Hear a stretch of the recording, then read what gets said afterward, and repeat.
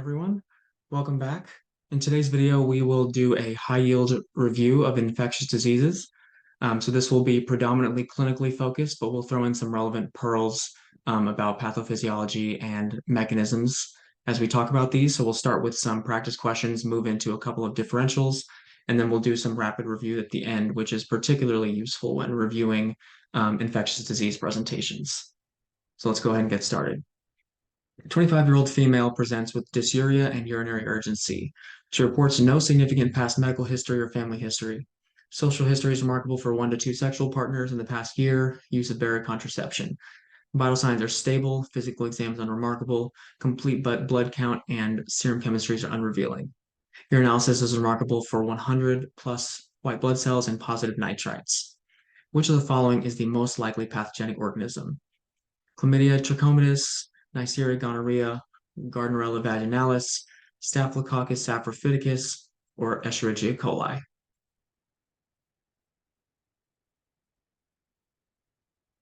Okay, the answer to this first one is E. coli, and bolded are some of the important points to keep in mind. We'll talk more about the differentials and explain this after the next question, but this is just a classic urinary tract infection with E. coli being the most common culprit. Moving on to part two.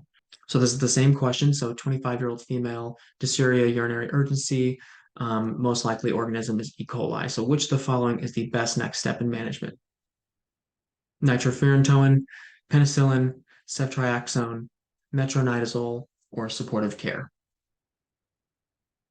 So the answer for this next part of this question is a nitrofurantoin. And so again, you may not have these questions being sequential where you'll see the answer first prior to the second question, but if you had gotten the first one correct, you would know that this was testing the concept of a urinary tract infection, and then the answer choice to this one was a common treatment modality for treating uncomplicated urinary tract infections. So let's review some of the basics here, very basics of the gram-positive versus gram-negative organisms. This is helpful when answering any question related to bacterial organisms in general. So to keep this overtly simple, just think of gram-positives versus gram-negatives and what are their major differences. So gram-positives have that thick peptidoglycan layer, which you can see in the middle of the slide there. So this thick peptidoglycan layer is unique to gram-positive organisms, and that specifically is the target for penicillin and penicillin-related antibiotics. And so you want to think that if they have that peptidoglycan, they can be targeted by things that prevent the synthesis of peptidoglycan, such as a penicillin. But they don't have lipopolysaccharide or endotoxin. Contrast that with gram negatives. They have a peptidoglycan layer, but it's very thin and it's sandwiched between other layers. And so they aren't as much of a target for a lot of the penicillin antibiotics. Versus they do have lipopolysaccharide and endotoxin, which lipopolysaccharide is an example of. And so this is an easy way to remember why gram-negative organisms cause such severe sepsis in rapid succession, because endotoxins such as lipopolysaccharide are starting an inflammatory cascade, such as TNF-alpha and IL-1, which is leading to the widespread vascular pathology, which leads to the septic presentation. So not as well targeted by the penicillin antibiotics, but they more commonly can become septic because of these endotoxins. So these are two high yield differences to keep in mind with gram positives and gram negatives. Let's move on to the explanations for the questions themselves. So this set of questions was meant to test the idea of the different types of genitourinary infections, particularly because they can sound very similar. And so let's go through each one of these. So cystitis is what we have first. So the name is exactly how it sounds. So cyst meaning bladder, so it's infection of the bladder. So the most common organism, this is what we think of as an uncomplicated urinary tract infection. The infection spreads up the urethra for the most part and spreads into the wall of the bladder, causing the inflammatory response in the bladder. So the most common by far is E. coli. So that's why the answer choice on the first question was correct. The number 2 most common cause in young females is Staph saprophyticus. So that would have been a second best choice in that question. But E. coli, even in that population, is actually still more common. And then third, you want to think of Klebsiella pneumoniae, and specifically if they ask for an organism that's urease forming or an organism that forms staghorn crystals in the kidneys and forms staghorn calculi. So those are the 3 most common organisms. And so how do we know which symptoms are going to be found in cystitis? So suprapubic pain is not shocking. If you inflame the bladder, you're most commonly going to feel visceral organ related inflammation, usually at the closest point on the skin or where they're viscerally innervated. And so you can just picture that the bladder is right here below the suprapubic region. That's where you get pain. You get dysuria because the urethra is inflamed and it burns when you urinate from infection itself. And then urinary urgency and frequency.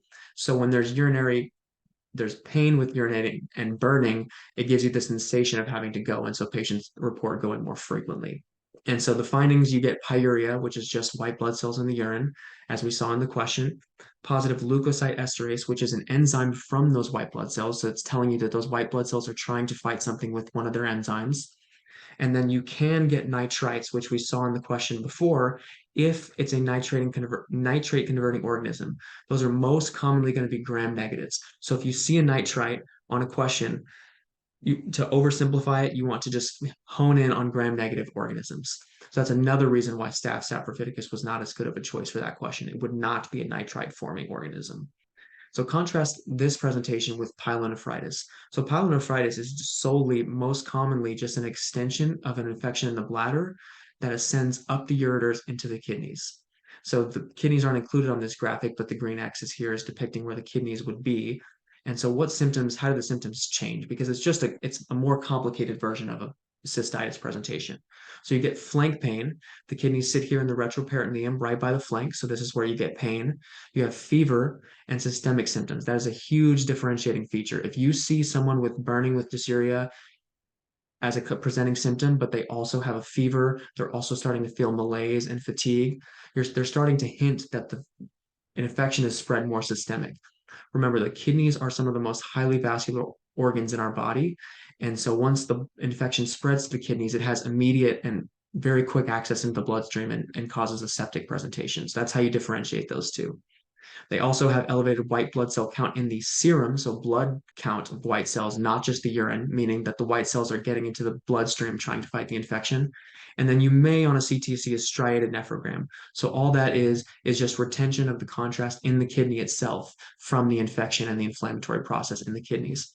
So the most common CT finding, if they test you on this of pyelonephritis, is a normal scan of the kidneys. But if you're going to see something on a CT scan, the most common thing would be a striated nephrogram. So these first two are urinary tract infections. These are not sexually transmitted. So the next two are sexually transmitted, but they present very, very similarly, and they like to test these in groupings because of how similarly they present. So urethritis is different than cystitis. So typically you have an organism, most commonly Chlamydia trachomatis, but it can also be Neisseria gonorrhea, that infects the urethra and basically uses pili to adhere to the surface membranes in the urethra itself and causes infection. So you get the similar symptom of dysuria. You typically don't get as much suprapubic pain because the bladder is typically not involved. And then you'll get urethral discharge. Both of these organisms produce a discharge from the urethra. And the high yield thing you want to remember here is if they give you no information, you want to pick chlamydia as the first choice. If they give you information about the discharge, that helps you decide which one you want to choose between. So chlamydia is typically going to have a clear kind of serous discharge from the urethra. Neisseria gonorrhea is going to have more of a cloudy, foamy, frothy, more of a purulent discharge. And so that's how you want to differentiate based on the urethral discharge. But this is different than cystitis, where it's pain and dysuria, but you more commonly in urinary tract infections don't actually have much in terms of discharge in the urine. The finding with urethritis that's different from cystitis is instead of just pyuria, you have sterile pyuria. So what does that mean? That means that you have white cells in the urine, but then you culture the urine, which should grow an organism if there's a high enough count to cause pyuria, and you have sterile white blood cells. So you don't have any bacteria. And the reason for that is typically because these are intracellular organisms, or organisms that aren't going to grow very well on a gram stain or a culture. And so that is the high yield finding of urethritis that differentiates it. So if they tell you there's a white blood cell count in the urine, but they did not grow any bacteria, that's another hint that you're looking at urethritis. But the gold standard diagnostic test is a nucleic acid amplification test, or a NAT test. So if you test the urine and you can test urine for both chlamydia and gonorrhea with that test. It's a gold standard test that tells you definitively on a test question that that's what's going on. And then now we contrast the urethritis with pelvic inflammatory disease. So same organism, so nothing changes there. And then the difference is what has happened in terms of the infection itself. So the infection previously was solely in the urethra, whereas with pelvic inflammatory disease, it is a further up extension of those organisms. So cervicitis affecting just the cervix, or pelvic inflammatory disease affecting a more proximal part of the uterus as well. And some people can get hung up on differentiating cervicitis and PID, and it can be hard. They can send you either way, but typically PID is more commonly going to have cervical motion tenderness. Cervicitis may not, but with cervicitis, you'll at least see on a speculum exam, you'll see the friable, inflamed looking cervix. But pelvic pain is an important feature, and then cervical motion tenderness. So the physical exam finding of mobilizing the cervix with a bimanual exam should not normally cause significant pain, but if the uterus and cervix are infected, that can cause pain. So that's an important way to differentiate PID from any of the previous infections. And you also get vaginal discharge on the patient will sometimes report vaginal discharge, and then you can get fever, much in the way that pyelonephritis is now becoming systemic because it's affecting a vascular organ. Similar with PID, once you affect the uterus has a highly vascular organ. You want to think of fever and systemic symptoms as well. And then last, you have cervical discharge on bimanual exam, on physical exam, and then you have the same NAT test, but you're testing the cervix itself. So you swab the urethra in urethritis, and you swab the cervix in cervicitis or PID, and that's where the positive test comes from. So that's how you differentiate these two. You want to think of these two as a continuum, and you want to think of these two as a continuum, and you want to differentiate them from each other. Move on to the next question. A 64-year-old male presents with productive cough. Past medical history includes hypertension, diabetes, and CHF. Social history reveals a 40-pack-year history of smoking. Vitals demonstrate a temperature of 101, blood pressure of 130/81, heart rate of 96, and a respiratory rate of 18. Physical exam reveals unilateral crackles and increased tactile fremitus. Laboratory studies reveal a white count of 13,000 with neutrophilic predominance. Chest radiograph reveals a right-sided lobar consolidation and a small right pleural effusion. Which of the following is the most likely etiology for this presentation? So the answer for this one is Streptococcus pneumoniae. And so the high yield features are there in bold for your review. And we'll continue with the part 2 of this question before we get to the explanation. Same patient, 64-year-old male, productive cough, a little bit of a fever, unilateral crackles, tactile fremitus with a lobar consolidation. So the next part of the question is, which of the following is the most appropriate treatment? We have ampicillin, sulbactam, ceftriaxone and azithromycin, meropenem, cefepime, or azithromycin. The answer to this one is ceftriaxone and azithromycin. And we'll get to the explanation here shortly. But you want to keep in mind that these treatments are oftentimes going to be targeted at the organism that you're suspicious of. And so you want to think of the organism, is it gram positive, is it gram negative? Specify and think of the most common presentation of this organism, and then think of the treatments that you're familiar with that could possibly cover that organism specifically a little bit more, but not overkill and avoid resistance. So for the purposes of this question, we know that Streptococcus pneumoniae is a gram-positive organism, and ceftriaxone and azithromycin is a common treatment for community-acquired pneumonia. Ampicillin sulbactam will typically be added in the setting of anaerobic coverage, so a lung abscess or sometime when you need anaerobic coverage in the setting of aspiration. Meropenem and cefepime would cover this to an extent, but remember, meropenem would at least. Meropenem and cefepime both have Pseudomonas coverage. And if you're worried about Pseudomonas, you would add them, but they can be a bit overkill if they're not suspecting Pseudomonas. So there's nothing in this question to indicate Pseudomonas, so you would avoid those two. And then azithromycin by itself is a possibility, but it's not commonly used because of increasing resistance. So usually you want to use ceftriaxone and azithromycin as a common treatment for community-acquired pneumonia, depending on the severity itself. So before we talk about the presentations and how you want to think about these different pulmonary infections, let's talk about localizing pulmonary pathology. So in the last question, we dealt with pneumonia. So we can start by going through each of these disorders kind of down the line here. So you first want to understand what each of these physical exam findings are telling you, and then you want to think of how that would apply to each disorder rather than just memorizing an up or down arrows, because memorization won't last you as long. So breath sounds, when you auscultate the lungs, are basically hearing the air flowing in and out of the lungs. And so when you have breath sounds increase, you know that there's something other than air in the lungs that's causing the sounds to be increased because you're hearing the fluid in the lungs or whatever the substance in the lungs that is normally replacing air. Versus decreased, you want to think of something on the outside of the lungs that is blocking your ability to hear the air movement. So that's how you want to think of breath sounds. For percussion, you want to think of it as something similar. So you tap on the back and you hear basically the hollowness of the chest, and that's based on how much air is in the lungs. So percussion would increase with more air. It's like hitting a hollow drum with more air, versus it will decrease when you have something like fluid inside or outside of the lungs, because now you're not hearing the air moving from inside the lungs, you're hearing the air moving from the back as you percuss. And then tactile fremitus will be similar, much more similar to breath sounds, in that tactile fremitus is just the vibrations that you're hearing when you have them speak.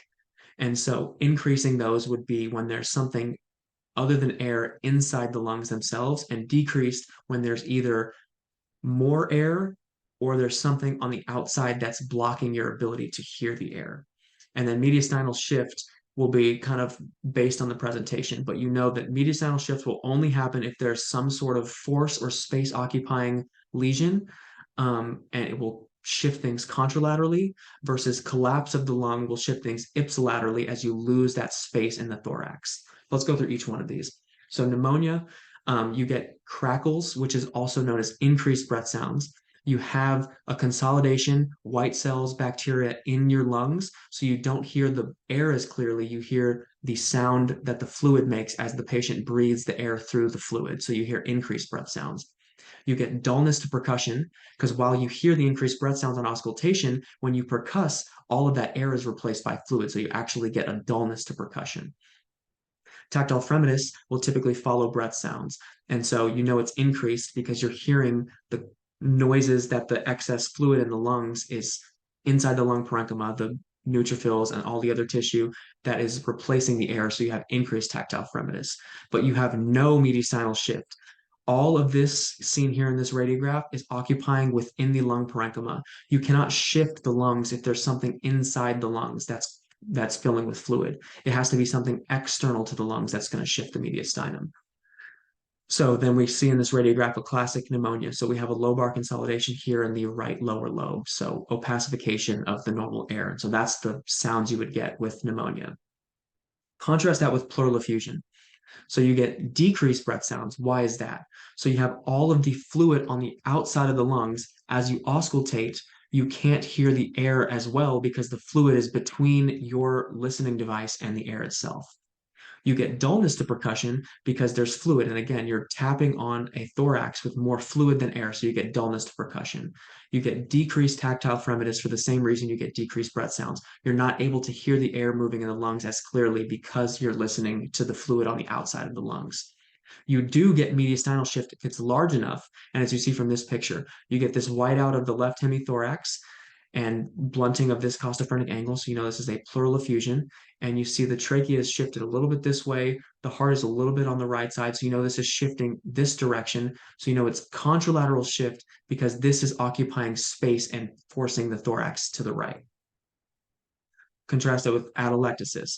So with atelectasis, breath sounds are decreased. And this makes a lot of sense. You're collapsing the airways you normally hear the air. So there's decreased air. So decreased air means decreased breath sounds. Percussion is also dull, not because you have increased fluid, but because you have decreased air. So if you tap on a normal person's thorax, you'll hear a certain level of percussion. It'll be more dull in someone whose airways have collapsed because there's less air that you're percussing on. And again, tactile fremitus will follow breath sounds very closely. So you'll have decreased tactile fremitus because you're hearing less of the vibrations from the air moving in and out of the lungs. And then you get ipsilateral deviation is how you differentiate atelectasis from a pleural effusion. So atelectasis collapses all these airways, decreases the hemithorax volume of the right, and so the Thorax is a fixed space, so you know that the other mediastinal structures, such as the trachea, the heart, the vasculature, all shifts towards that to occupy the decreased space and make the thorax filled, because the thorax is a filled, occupied space the majority of the time. Then lastly, we have pneumothorax. So this is air that is escaping from the lungs into the pleura, creating more air in that space. So you have decreased breath sounds because air is escaping the lungs and going into the pleural space. And so as that compresses that lung parenchyma, you have decreased breath sounds from the lungs actually breathing. You're filling the pleural space with air as opposed to filling the pleural space with fluid. But because it's filled with air, you'll get increased resonance. So you percuss and you hear more air. It's not in the lungs, but it's in the pleura. And since you're tapping on their back, you hear the air from both the lungs and the pleura. Versus the breath sounds, you're only hearing the air moving from the lungs itself, which is decreased. And again, tactile fremitus will follow breath sounds. You have decreased air in the lungs. When they breathe, they'll make less vibrations and you'll have decreased tactile fremitus. And then lastly, if you have a large enough pneumothorax, such as in this case, you see this thin line here, all the lung markings are lost. You see the ribs very clearly, and you see this clear lung parenchymal line here, and this is the rest of the lung. So you know that this much air, especially if it was under tension, it was filling this space rapidly, you would see this trachea, this heart is starting to shift. The right side of the heart is a lot more on the right than it is typically, and it's shifting contralaterally. So you want to think about the underlying reason why you get these things, and that will help you differentiate which of these pathology you're seeing. So with that detour said, we'll go back to the presentations of pneumonia. So lobar pneumonia is typically caused by, most commonly by strep pneumoniae, which is the organism was tested in the previous question. But also you can see Haemophilus influenza, Moraxella catarrhalis, and Staphylococcus aureus. Staphylococcus aureus oftentimes being a post-viral pneumonia and causing a more severe multifocal presentation. Symptoms are productive cough as you have white cells and inflammatory debris in your lung parenchyma, you cough that up and it looks productive. That leads to purulent sputum, and you're hearing crackles from all of that fluid being inside the lungs themselves, much similarly to if you had pulmonary edema. So the findings you get are lobar consolidation on a chest x-ray. You can have fever, chills, and then you can have an ipsilateral pleural effusion. As those white cells fill the lung parenchyma, you may have some of those diffuse out into the pleural space and cause a small pleural effusion on the same side. An atypical pneumonia, also known as walking pneumonia, is most commonly caused by Mycoplasma pneumoniae. So if you see an atypical presentation and asks you the organism, that's when you would pick Mycoplasma. It can also be caused by Chlamydia and Legionella less commonly, but keep in mind that those are possibilities as well if they don't give you Mycoplasma. The difference here in presentation, how you tell them apart, it's an indolent long-term onset, oftentimes in young people who are relatively healthy. You have a dry cough because you're not having as much of a neutrophilic debris in a lobar predominance. You kind of have a diffuse inflammatory debris that doesn't create as much production. And then you'll have dyspnea as well as a classic symptom.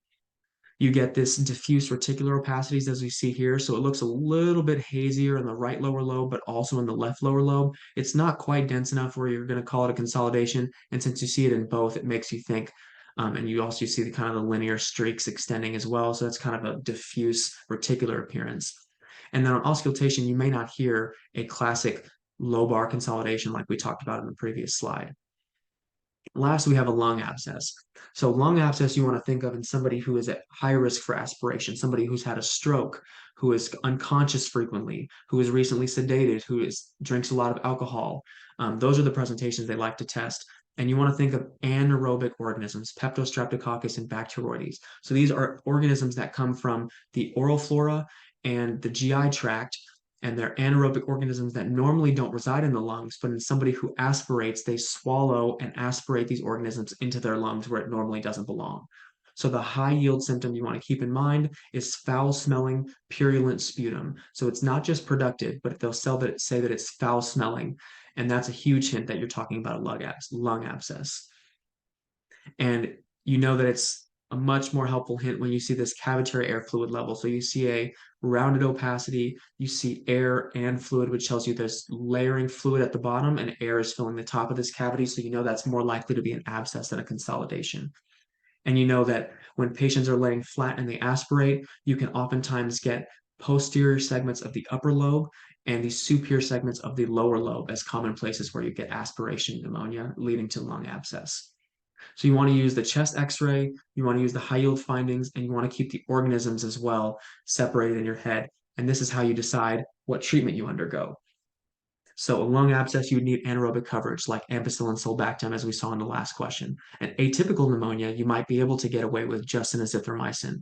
Versus a lobar pneumonia, you would typically need to have the gram-positive coverage as well as some gram-negative coverage. And so that's why you typically go with something like ceftriaxone and azithromycin, or in the outpatient setting, you might be able to get away with an oral doxycycline along those lines. Those are the treatments you want to keep in mind, but you don't want to get so focused on which specific medications you use because they can trick you and throw different ones in there. You want to keep track of what medications would cover what organisms and what organism are they telling me is the culprit for this question.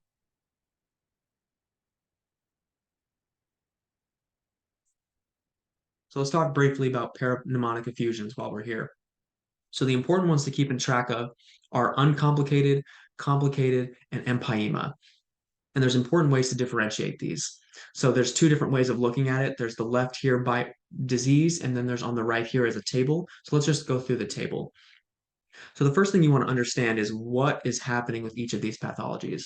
So an uncomplicated pneumonic effusion is inflammatory debris related to a pneumonia spreading into the pleural space. So it's that small, simple pleural effusion you may see on the chest radiograph.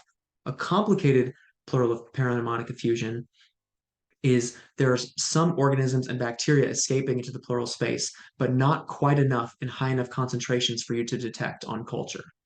And empyema is frank bacteria, pus, and purulence in the pleural space where you frankly will detect it on laboratory studies. So if you keep these in mind and you think about the pathophysiology, all of these will be exudative pleural effusions. And so we'll start down here at the bottom. So the pleural to serum LDH will all be greater than 0.6, meeting the criteria for Light's criteria. You know they're exudative. So don't let them trick you on that. These, even if they call this uncomplicated, this is still going to be an exudative pleural effusion because it's inflammatory infiltrate. It's not just fluid escaping because of physical force like a transudative process. So then how do we tell these three apart? Uncomplicated, the pH will be greater than 7.2. The glucose will be 60 plus, and the white count will be 50,000 or less. And what is this painting a picture of? So bacteria, as it proliferates, causes increased white blood cell count to be in the pleural space. So you know it's 50,000 or less because it's not quite at the threshold of being complicated or an empyema. You have high glucose and pH because as bacteria consumes glucose, it will go lower. And as bacteria consumes glucose and produces lactic acid, a pH will go lower. So you know if the pH is above this threshold, glucose is above this threshold, and white blood cells are less than the 50,000 mark, you know that this is not quite as complicated as we get with a complicated or empyema. So that's the best way to keep this straight in your head. And then a gram standard culture, again, will be negative because you have inflammatory debris, but you don't quite have enough organisms in the pleural space to detect it on a culture. Complicated, you have less than 7.2 pH, less than 60 of glucose, and greater than 50,000 white blood cells. So now we're talking lactic acid is getting high enough to bring the pH down. Bacteria is consuming enough glucose to bring the glucose down, and it's causing enough of inflammatory debris to bring the white count above 50,000. But contrast that with an empyema, you do not oftentimes have enough organisms to be positive on the gram stain or the culture. There are exceptions, but on a test question, that's what they're going to go after. Then an empyema, the lab results look exactly the same. We have low pH, low glucose, elevated white count. The difference is now we frankly have bacteria and pus in the pleural space causing the culture and the gram stain to be positive. So you want to use the lab markers to help you tell uncomplicated from complicated, and you want empyema and complicated to be differentiated based on the gram stain or culture. And remember, the treatment for uncomplicated is typically just treating the underlying infection. You don't have bacteria enough in concentration to cause an infection in the pleural space you need to drain. Versus complicated and empyema, you know, you need a thoracostomy tube because those bacteria are in a fixed space and they're not going to escape from treating the underlying lung parenchyma with antibiotics. So you know you need to do a thoracostomy tube to drain the bacteria that's developed in the pleural space with the complicated or empyema. Okay, let's move on. A 53-year-old female presents with left lower extremity swelling and pain for the past week.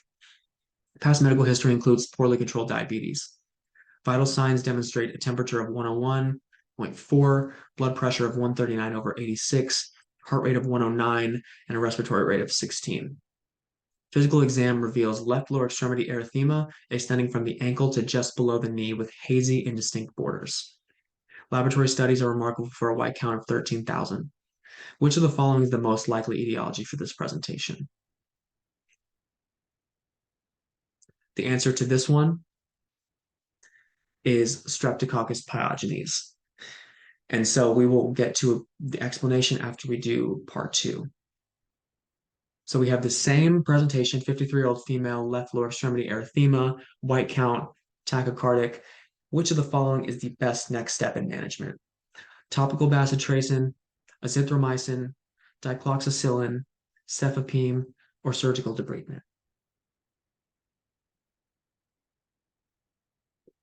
The answer to this one is dicloxacillin. And so keep in mind, you want to treat the organism that you're suspicious for. And so that's why the part 1 helps you differentiate which organism is causing the infection, and part 2 helps you decide what organism would be treated with each respective antibiotic. So a topical bacitracin would not be enough to treat a skin infection that is beyond the surface of the skin, so that's out. Azithromycin would have some gram-negative and a little bit of gram-positive coverage, but not enough to cover a Streptococcus pyogenes infection. Cefepime you always want to think of as a IV antibiotic that's going to treat specifically Pseudomonas and other gram-negatives, but most commonly Pseudomonas with a little bit of gram-negative, gram-positive coverage. And then surgical debridement, you would want to think of necrotizing fasciitis or other infections of the skin, such as gas gangrene, that cannot be treated by antibiotics alone or any sort of fluid collection that you would need to drain. Dicloxacillin is the anti-penicillin or a penicillin antibiotic that is great against the Streptococcus pyogenes. So this would be the most reasonable treatment of the choices you were given. So we'll talk about these bacterial skin infections. So erysipelas, we have here in red. So we have erysipelas, which is the superficial dermis, as depicted in this picture, and it is this picture here. So it's most commonly caused by Streptococcus pyogenes. So you have not only the superficial dermis, you have lymphatics, you have the rapid onset and early fever are all high yield things to be aware of with erysipelas. So you get on physical exam, you'll see these sharply demarcated lines. They're raised, and it looks like someone drew a raised line marking the infection lines themselves. So you can have this on the lower extremity, you can have this on the face, anywhere that you see a sharply demarcated raised red skin infection, think of erysipelas. Cellulitis, you start to switch that spectrum. So still most commonly caused by Streptococcus pyogenes. So if you see cellulitis, you still want to pick Strep pyogenes, but Staph aureus starts to come into your differential as well, especially if you see that it's purulent and draining purulent fluid. You want to think that it could possibly be Staph aureus. So this is the deeper dermis, as we see here on this picture. So the deep dermis isn't going to be as well differentiated. So you'll see these kind of hazy lines. It won't be quite as sharply demarcated. It's going to be flat, and it won't be raised and elevated like it would with erysipelas because it's affecting this superficial layer that's going to look more raised. It's deeper in the dermis. And then lastly, we have folliculitis. So folliculitis is localized to the hair follicles themselves. So it's not going to be a diffuse erythematous rash over a large stretch with just the skin. It will be focused and predominant around the follicles themselves. So think of the follicular pattern of an infection. So again, now where folliculitis most commonly is Staphylococcus aureus, but Pseudomonas is another consideration, especially if they give you the hint of a hot tub or a water-related exposure, because Pseudomonas is a very much a water predominant organism. So again, it will be localized to the hair follicles. So you'll see the follicles with infection, and you can have the formation of superficial abscesses. So if you see a white vesicle filled with pus, and so you see a superficial abscess, you want to start thinking of folliculitis, especially if there's multiple tiny abscesses about the hair follicles. And so the treatment for these, because most of these are gram-positive, you want to keep in mind that you want to use the gram-positive, like the penicillin-related medications like dicloxacillin or nafcillin are good choices for these infections. With Pseudomonas, you would have to expand the coverage But again, we weren't given any hints that Pseudomonas would be the underlying culprit for the question. Just keep in mind coverages relate to organisms and those organisms' susceptibilities, but they may not give you the exact medication that you remember that you usually treat this with. So just remember that medications can cover multiple of these organisms, and then some medications there would just be too much resistance in the community. So let's do a differential. We will start with HIV-related infections. Okay, so we'll go ahead and start. So we will split this into a combination of CD4 count thresholds, and then you want to think of the most high yield identifying features of each of these organisms, because there's even more infections than these, but these are the high yield ones. So first we start with the CD4 threshold of less than 200. So the first thing you want to think of with a CD4 count less than 200 is pneumocystis jirovecii pneumonia. So you want to think of fever, cough, and bilateral ground glass opacities. That is the high yield presentation for PJP pneumonia when you get to less than 200 and you see that presentation. Contrast that with reactivation TB. So it'll look like TB in any patient. You'll have high fever, weight loss, night sweats, but you'll have a more rapidly progressing cough when you hit that threshold of less than 200, and you risk the possibility of disseminating TB beyond just the pulmonary system. And so you can have it spread into a much more systemic presentation, which will look a lot different than the PJP pneumonia. A CD4 count of less than 100, you think of cerebral toxoplasma. So these form abscesses in the CNS. So you think of headaches, fever, seizures, and focal neurologic deficits as you have these abscesses forming compression and pressure against the neural parenchyma. And then you have multiple ring enhancing CNS lesions. When you see one CNS lesion, you want to think of CNS lymphoma. But if you see multiple, you want to think of toxoplasma because the infection is disseminated and systemic. Cryptococcus meningitis also affects the CNS, but because it's affecting the meninges, you may see meningeal signs. You'll see an elevated CSF opening pressure from all of the pressure affecting the meninges. You'll have a positive India ink stain and a positive CSF cryptococcus antigen. And you can also potentially see, just think of all of these symptoms as being related to the meninges more so than the actual brain parenchyma, such as toxoplasma. And then cryptosporidium, C. parvum most commonly, you get the chronic, so longer than a month, and profuse watery diarrhea, acid fast cysts in the stool. When you get below 100 CD4 count, you want to think of cryptosporidium. Moving on to less than 50, you want to think of CMV as becoming in your differential. So if you have CMV esophagitis, you want to think of flat and linear ulcers. It looks like a line through the mucosa, and intracellular Alzheimer's inclusion bodies. So contrast this with HSC esophagitis, which would more commonly be these circular punched out ulcers. So that's how you differentiate CMV from HSC esophagitis. CMV retinitis, you want to think of retinal hemorrhage, the classic pizza pie retinitis, and then perivascular retinal opacities. So that will differentiate it from toxoplasma in addition to the threshold being different. Instead of 100, toxoplasma will have kind of diffuse retinal opacities versus CMV will be perivascular. And then disseminated MAC, you want to think of, again, less than 50. You have a high fever greater than 102, watery diarrhea, splenomegaly, and alk phos. You want to think of disseminated MAC.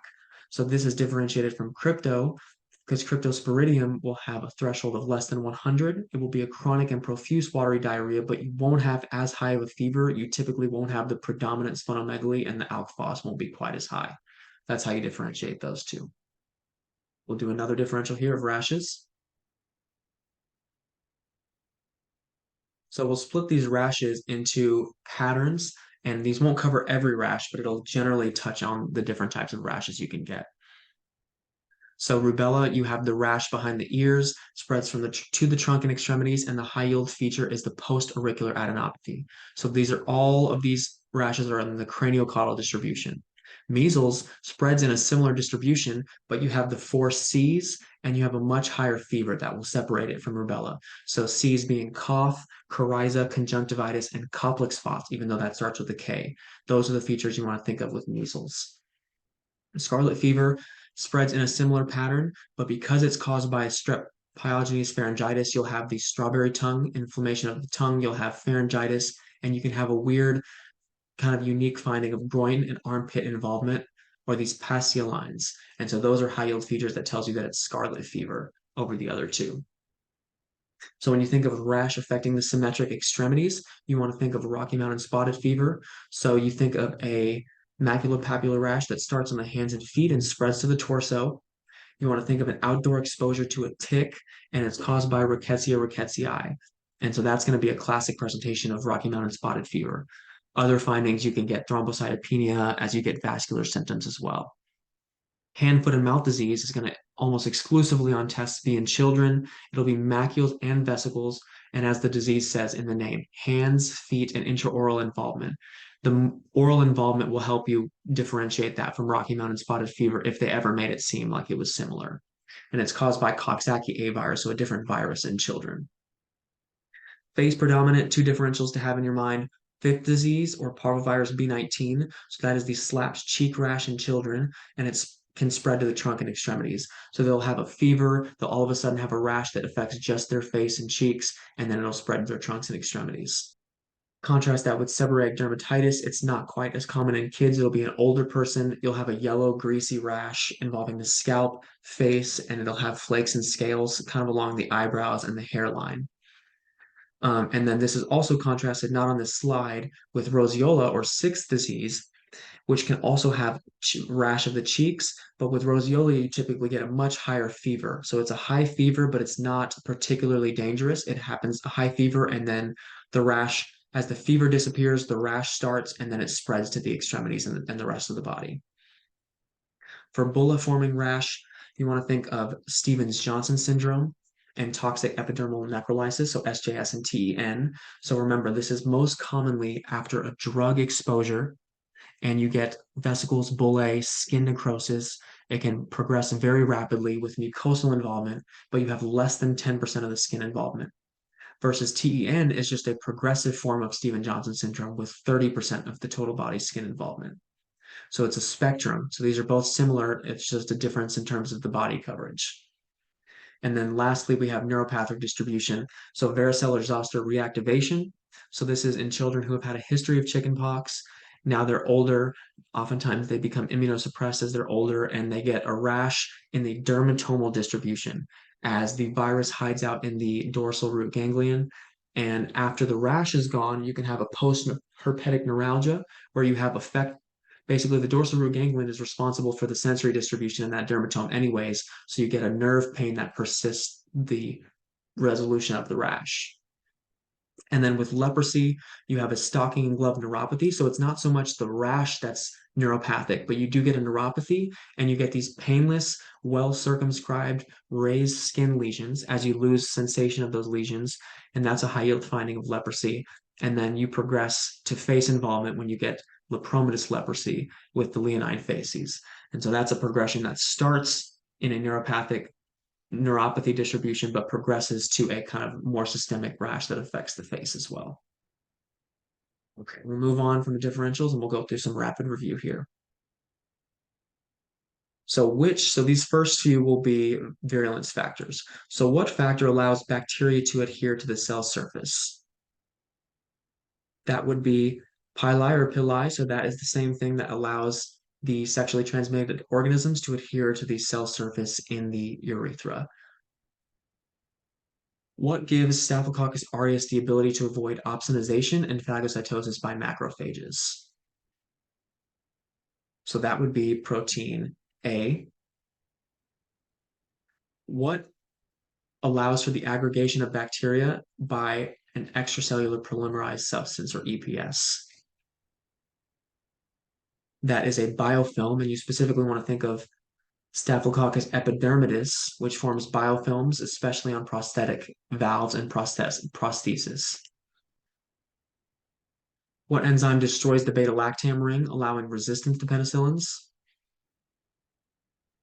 So the name gives this one away. These are beta-lactamases. So the mace is destroying, and the beta-lactam it's destroying the beta-lactam ring. So this is how some organisms develop penicillin resistance. What allows organisms to be highly resistant to chemicals, heat, and the external environment? This is spores. So in spore-forming organisms, you're not going to be able to kill them with most chemicals. You'll either need to use a specific type of chemical, bleach most commonly. You'll have to autoclave, have extreme heats, and then physically washing hands is the only way to remove it from the surface of hands. And so that's why hand washing is so important for spore formers. Okay, so we'll move on to the organism causing these particular presentations. Septic arthritis of the knee 1 year after placement of a knee prosthesis. The answer to this one we just talked about is staph epidermidis. It forms a biofilm on these prostheses and makes it a lot more commonly to form a prosthetic infection. Axillary lymphadenopathy, painful lesions along the lymphatics after an outdoor plant exposure. So when you think of a plant, you want to think of fungus or kind of atypical organisms. And so for this, it's Sporothrix schenkii, so specifically historically in gardeners. Next one, we have a painful rash involving hair follicles after hot tub exposure. So hot tub exposure makes you think of water. Water makes you think of Pseudomonas, and so this is Pseudomonas hot tub folliculitis. A recent cruise ship with high fever, hyponatremia, and pneumonia. So these features, you want to think of Legionella, also think of diarrhea as well, and the pneumonia will be oftentimes an atypical presentation, so it may not consolidate like a typical pneumonia will. Intensive care patient with a femoral line, persistent and resistant bacteremia. So when you think of a persistent bacteremia and you think of a femoral line, you want to think of organisms atypical and things that are resultant from introduction of the skin flora into the femoral line, such as unsterile technique. And so this is a candida is something you have to keep in mind. And so in these patients, you typically need to cover candida when you treat these infections. Moving on, so let's move on to the most common side effects with these. So elderly patients started on antibiotic for pneumonia with new tendinopathy. So this is a high yield side effect of fluoroquinolones such as levofloxacin. This is why you don't typically give these to children, pregnant women, or elderly patients, pregnant women because it's teratogenic, and the elderly patients and children because of its effect on tendons. What about someone treated for MRSA infection? They have peripheral neuropathy, thrombocytopenia, and optic neuritis. So those are high yield side effects of linezolid, often treating MRSA or VRE organisms. So think of resistant infections when you see that presentation. Someone started on anti-tuberculosis treatment with change in their color vision. That is going to be ethambutol. Treatment of pneumocystis pneumonia with new onset cyanosis. So with pneumocystis, you want to think of the few medications you may use in a treatment algorithm, and then cyanosis makes you think of methemoglobinemia, and so that would be dapsone. It's a known cause of methemoglobinemia. It can also be a cause of hemolysis in patients with G6PD deficiencies. That's another high yield side effect to keep in mind. A child in a remote location is treated for tick exposure and develops teeth discoloration. This is the reason you don't typically treat children with this medication. This is doxycycline. So young patient with the recent onset of menses develops rapidly progressing sloughing skin rash and high fever. So we'll move on now to name that presentation. So this presentation is classic for toxic shock syndrome. So the recent onset of menses is supposed to hint that there may be the new use of tampons. The rapidly progressing sloughing skin rash and high fever is typical of toxic shock syndrome, as you have the superantigen that forms and you have a massive systemic inflammatory response. A military patient with general malaise, fever, and dyspnea for several weeks. So this is classic of an atypical pneumonia. Think of military patients or college students. Think of progressive dyspnea for multiple weeks, that indolent presentation. What about a college student with high fever, neck stiffness, and disseminated maculopapular rash? This is meningococcemia. Most commonly, Neisseria meningitidis will give you that maculopapular rash and cause diffuse meningitis that leads to the systemic inflammatory response. So another high yield thing here with meningococcemia, more commonly in college students on test questions as well. A South American immigrant with chest pain and diarrhea found to have esophageal and colonic dilation as well as cardiomyopathy. So with this exposure and these symptoms, you want to think of Chagas disease, so trypanosoma cruzi. You get dilation of the esophagus, the colon, and you get a dilated cardiomyopathy. So just think of dilation due to damage of the mesenteric plexus, leading to dilation of smooth and skeletal muscle. Teenager with recent URI develops chest pain, inflammatory markers, and a friction rub on auscultation. So this is a classic infectious acute pericarditis. So you want to think of the viral URI may have resolved, but then the nidus for the infection from the virus then spread to the pericardium, causing a pericarditis. So that's a high yield finding as a recent URI. So we'll move on to the last few differentials here. So more infectious presentations. An immunocompromised patient with cavitary lung lesions and a brain abscess. So immunocompromised patient, and you want to think of cavitary lesions and brain abscess. This you want to think of nocardia. TB would be another differential here, but seeing both the cavitary lung lesions and brain abscesses at the same time, you want to think nocardia as well. An AIDS patient with odenophagia and multifocal shaggy esophagus on an upper GI study. So again, keep in mind your CD4 count thresholds. When you think of painful esophagus, you want to have the differential narrowed to a few different things. In HIV, you want to have CMV on there, HSV on there, and you want to have Candida on there. The multifocal shaggy esophagus is telling you that there's basically a description of plaques in the esophagus. And so this is candidal esophagitis. A traveler to Mexico develops right upper quadrant pain, diarrhea, and fever. So you think of the exposure. South America, you think of the right upper quadrant pain and diarrhea. So you're thinking the liver and the colon are being affected. So this is a presentation of amoebiasis from Entamoeba histolytica. You can also get the flask-shaped ulcers in the colon, and commonly after travel to a South American country on test questions. Recent dental extraction with expanding jaw swelling and purulent drainage. So draining from a sinus tract and draining onto the surface of the skin, you want to think of actinomycetes ralei related post-dental infection. You may see the yellow sulfur granules as well.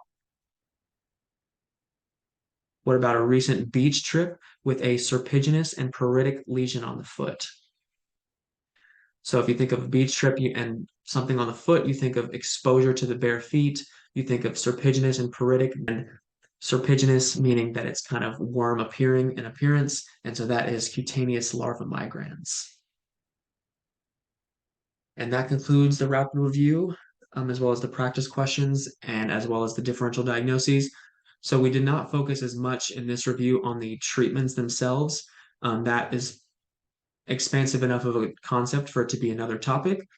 But if you found this content helpful, drop a like below. Feel free to leave suggestions for future videos as well, in addition to anything if you wanted to see the treatment of infectious diseases. And we'll see you in the next video.